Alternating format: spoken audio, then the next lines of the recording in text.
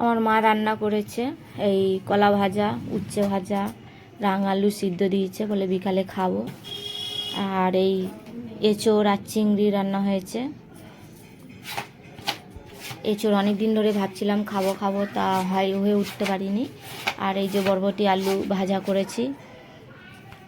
আর এই সজনা ডাঁটা দিয়ে আলু মাছ রান্না হয়েছে। সব নিজের হাতে মা করেছে। মা আসলে পরে মার হাতে একটু দুটো তরকারি খুব ভালোভাবে খাই। কার কার ভালো লাগে মায়ের হাতে রান্না খেতে?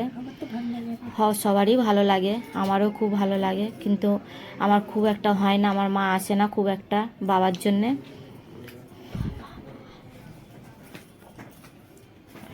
এটা আমি বলছি, এটা কালো বুড়োর উচ্ছে, একটু মানে কলা নিয়ে একটু উপহাস্য করছিলাম, মানে হাসাহাসি করছিলাম, একটু এই উচ্ছেটা নিয়ে একটু হাসছিলাম, বলে এটা কালো বুড়ির চুল এইসব বলছি।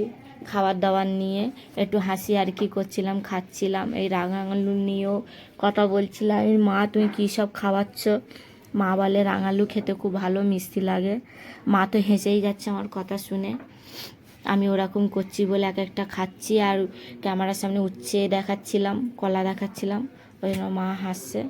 আর আমার বর তো খালি ভিডিও করেই যাচ্ছে, মানে আমি কীরকম খাচ্ছি তাই তোমাদের দেখাচ্ছে। একদিকে মুখ বেঁকে যায় কি না, আর আমার বর অল্প করে মুখ দেখাচ্ছে। ও বলছে আমি আজকে পুরো মুখ দেখাবো না, অল্প দেখাবো, তাই অল্প দেখাচ্ছে। আবার